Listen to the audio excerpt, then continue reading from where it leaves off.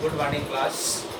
बच्चों, आज हम आपको सूचना का अधिकार अधिनियम 2005 के बारे में बताएंगे। इसकी आवश्यकता कब पड़ी, पहले इसको क्यों नहीं शुरू किया गया। भारत में लोकतांत्रिक राज्य की स्थापना की गई। लोकतांत्रिक सरकार खुली सरकार होती है। इसमें हर व्यक्ति को यह जानने का अधिकार है कि हमारी सरकार कर क्या रही है। इसके लिए भारत की स्वतंत्रता के 56वें वर्ष में सूचना का अधिकार अधिनियम 2005 पारित किया गया। सूचना का अधिकार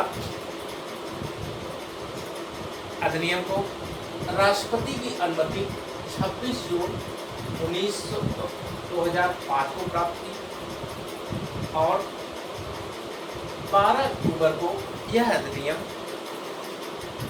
लागू किए गए।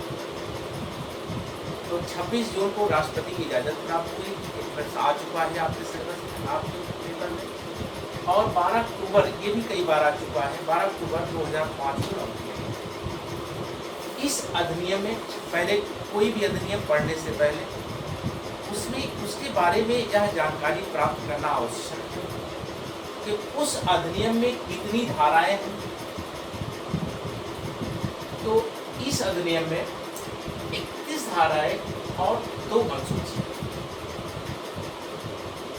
इसके बाद अब आपको अधिनियम के बारे में जानना हो कि अधिनियम का उद्देश्य क्या है। लोकतांत्रिक सरकार खुली सरकार होती है, जैसे मैंने आपको बताया। इसमें हर नागरिक को यह जानने का अधिकार हमारी सरकार क्या कर रही है, सरकार के कामकाज में पारदर्शिता बरतने के लिए जनता को सूचना मिल सके, इसलिए सूचना के अधिकार का जन्म हुआ। अब देखते हैं अधिनियम की धाराओं के बारे में। अधिनियम की धारा 1 में बताया गया है कि इस अधिनियम का नाम सूचना का अधिकार अधिनियम 2005 है। इसका विस्तार जम्मू कश्मीर छोड़ करके पूरे भारत में। दोस्तों, यह ध्यान देना कि जब यह लागू किया गया था तो यह जम्मू कश्मीर के सिवाय पूरे भारत में, किंतु वर्तमान में अनुच्छेद 370 हटने के बाद जितने भी कानून थे जम्मू कश्मीर के सिवाय पूरे भारत में, वो सारे कानून पूरे भारत में लागू हो गए।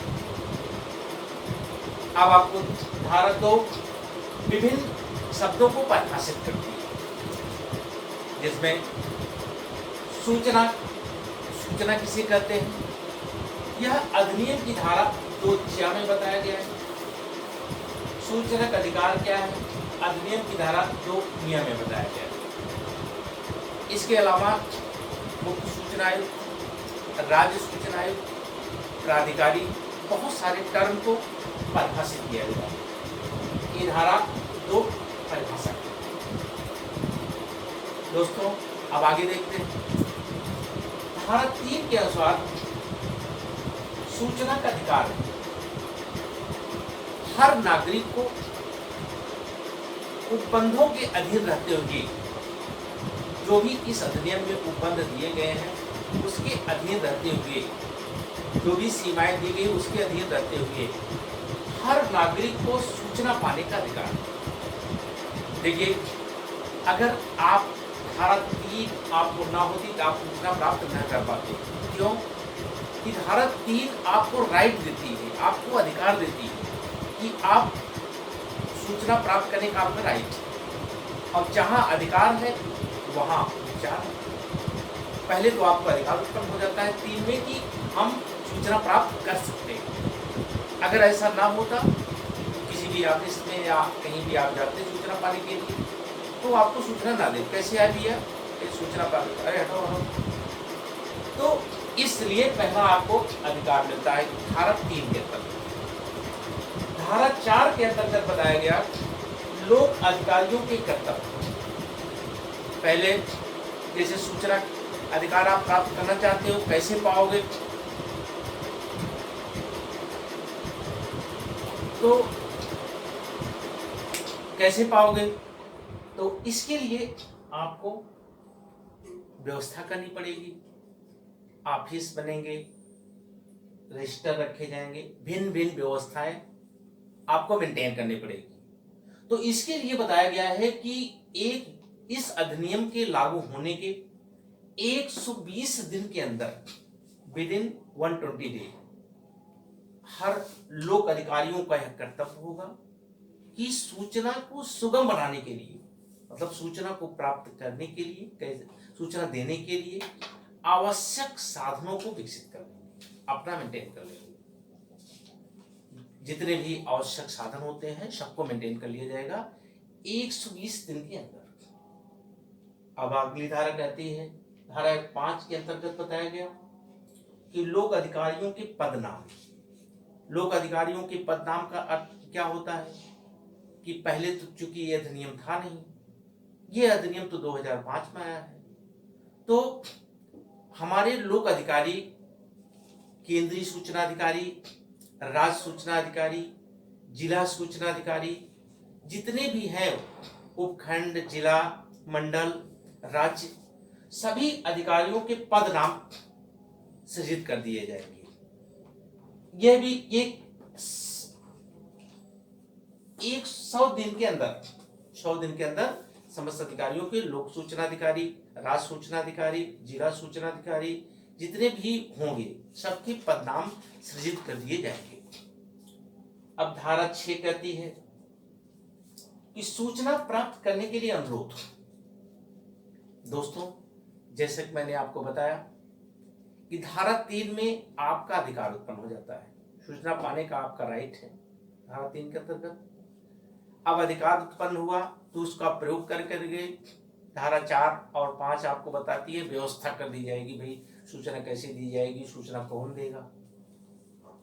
अब धारा 6 आपको कहती है कि सूचना, आप यदि कोई भी व्यक्ति सूचना पाना चाहता है तो वह धारा 6 के अंतर्गत अनुरोध करेगा। किससे अनुरोध करेगा? सक्षम अधिकारी से, जो भी सूचना अधिकारी होंगे उनसे अनुरोध किया जाएगा। और कैसे अनुरोध किया जाएगा? जैसे राज्य सरकार या केंद्र सरकार ने विहित प्रपत्र दिया है, जिस माध्यम से दिया है, आप डाक के माध्यम से, इलेक्ट्रॉनिक मीडिया के माध्यम से, जो भी माध्यम है उस माध्यम से, साधारणता देखिए आपको 10 रुपए का पोस्टल ऑर्डर होता है, उसमें जो भी आपको सूचना पानी है, संबंधित अधिकारी के नाम लिख करके पोस्टल ऑर्डर 10 रुपए का लगा करके आप उस अधिकारी को भेज देंगे,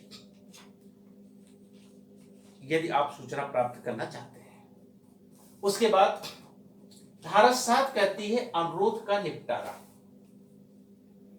जब आपने क्या किया, धारा 6 के अंतर्गत सूचना पाने के लिए आवेदन किया, तो धारा 7 में जिस अधिकारी के पास आपने आवेदन किया है वह 30 दिन के अंदर आपकी सूचना आपको प्रदान कर देगा। जो सूचना आप चाहते हो वह आपकी सूचना प्रदान कर दी जाएगी। किंतु इसमें एक अपवाद है, यदि कोई सूचना ऐसी है जो प्राण और दैहिक स्वतंत्रता से संबंधित है, जिसको मिल जाने से आपका जीवन बच जाएगा या आपके शरीर से अन्य कोई लाभ होने की संभावना है, तो ऐसी सूचना 48 घंटे के अंदर दे दी जाएगी।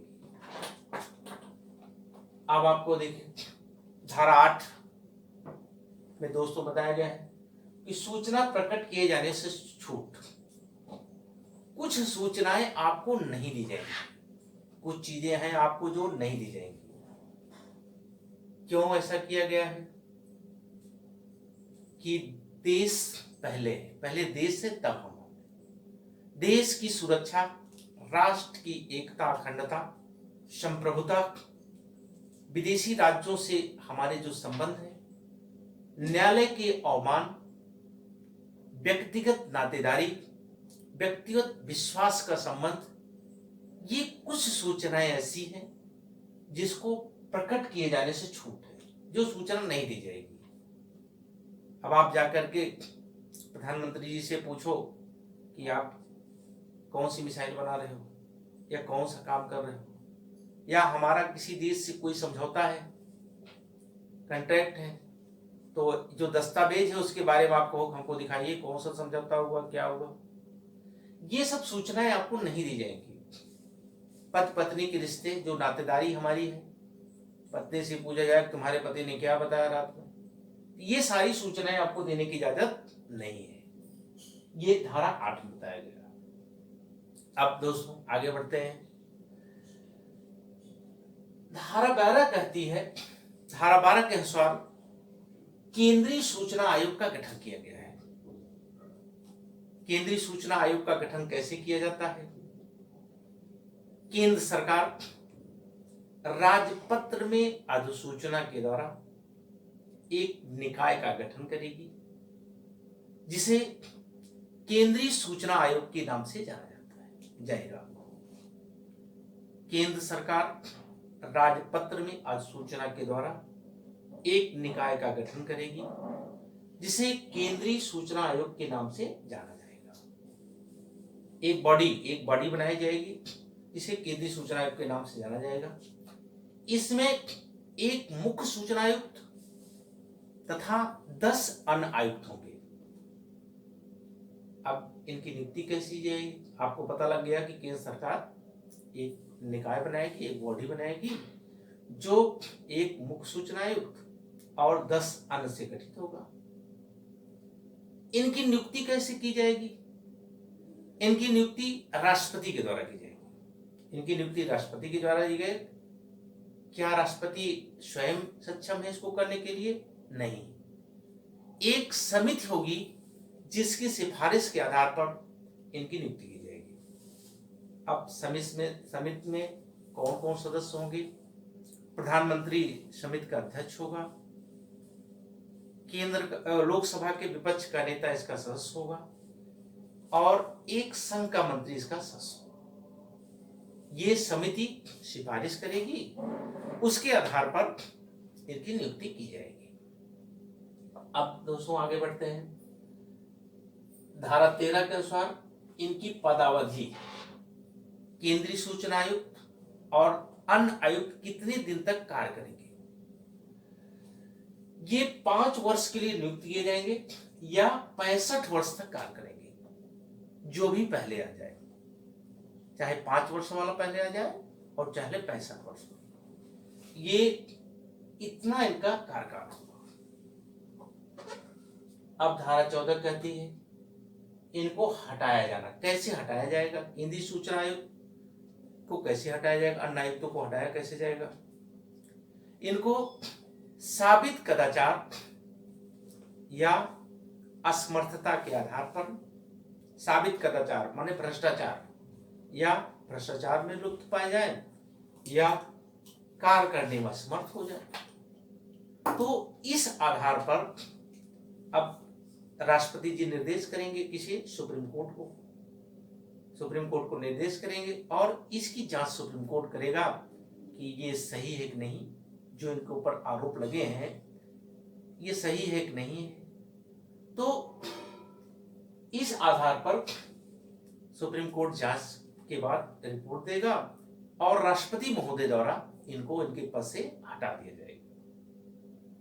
अब आगे बढ़ते हैं। राज्य सूचना आयोग, धारा 15 में बताया गया राज्य सूचना आयोग के बारे में।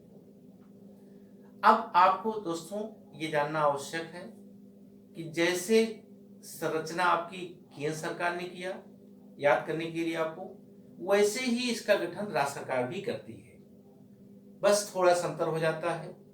अब देखिए क्या अंतर हो जाता है। राज्य सरकार राजपत्र में अधिसूचना के द्वारा राज्य सरकार एक गजट प्रकाशित करेगी, नोटिफिकेशन। अधिसूचना के द्वारा एक राज्य सूचना आयोग का गठन करेगी। राज्य सरकार राजपत्र में अधिसूचना के द्वारा एक राज्य सूचना आयोग का गठन करेगी। इसमें एक मुख्य और 10 अन्य आयुक्त होंगे, सेम कंडीशन। इसके बाद अब इनकी नियुक्ति कैसे की जाएगी? इनकी नियुक्ति एक समिति की सिफारिश के आधार पर की जाएगी, जिसमें उस समिति में मुख्यमंत्री होंगे अध्यक्ष, एक कैबिनेट मंत्री होगा और एक विपक्ष का राज्य के विधानसभा विपक्ष का नेता होगा। ये लोग रिकमेंड करेंगे और इनकी नियुक्ति राज्यपाल के द्वारा की जाएगी। इसको रिकमेंड करेंगे। देखिए दोस्तों, ये जानना आवश्यक है कि केंद्र सरकार की जितनी भी नियुक्तियां हैं वह राष्ट्रपति द्वारा की जाती हैं और राज्य सरकार की जितनी नियुक्ति है वह राज्यपाल के द्वारा की जाती है। ये आप लोग हमेशा मेंशन रखिए। अब धारा 16 में बताया गया इनकी पदावधि के बारे में, कितने दिन तक कार्य करेंगे। तो ये 5 वर्ष के लिए नियुक्त किए जाएंगे और 65 वर्ष तक कार्य करेंगे, जो भी पहले आ जाए। 5 वर्ष के लिए नियुक्त किए जाएंगे, 65 वर्ष तक कार्य करेंगे। अब धारा 16-17 में बताया गया इनको हटाया कैसे जाएगा। देखो दोस्तों, इनको हटाने की वही प्रक्रिया है जो केंद्रीय सूचना आयोग को हटाया जाए। इनको स्थापित कदाचार या असमर्थता के आधार पर, इसमें भी जांच सर्वोच्च न्यायालय द्वारा ही की जाएगी। इसकी जांच सर्वोच्च न्यायालय करेगा। सर्वोच्च न्यायालय जांच करके अपनी रिपोर्ट राज्यपाल को देगा और राज्यपाल इनको इनके पद से हटा देगा। इस समय उत्तर प्रदेश के मुख्य सूचना आयुक्त जावेद उस्मानी है। देखो कि जो जिसे नियुक्त करता है वही उससे हटाता है। ये जानते रहिएगा कि जो जिसे नियुक्त करेगा वही उससे हटाएगा।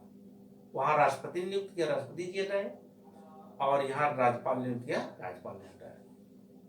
अब देखें धारा 18 कहती है आयोग की शक्तियां। तो देखिए, जैसा कि आपको विदित है, आपको ज्ञात है कि इस सूचना आयोग का गठन क्यों हुआ। भाई कि जो भी कोई शिकायत है वह शिकायत की क्या करे, जांच करे। जो शिकायत इनको प्राप्त होती है उसकी जांच करे और जांच करके जो व्यक्ति सूचना चाहता है उसे सूचना प्रदान करने किया जाए। यही इसकी शक्तियां हैं, यही इसके कार्य हैं। और शक्तियां क्या है कि जो नीचे के हमारे हैं उनको अधिक से अधिक मेंटेन करके और ज्यादा से ज्यादा सूचना को सुलभ बनाया जाए। धारा 19 कहती है कि कोई भी व्यक्ति है जिसने सूचना के लिए आवेदन किया और जिस अधिकारी के समक्ष इन्होंने आवेदन किया उससे दुखी है, उनको सूचना प्राप्त नहीं हो रही, तो वो कहां जाएंगे आगे, क्योंकि न्यायालय का हस्तक्षेप इसमें वर्जित किया गया है। न्यायालय इसमें हस्तक्षेप नहीं करेगा तो वो कहां जाएंगे, उनको क्या करना पड़ेगा।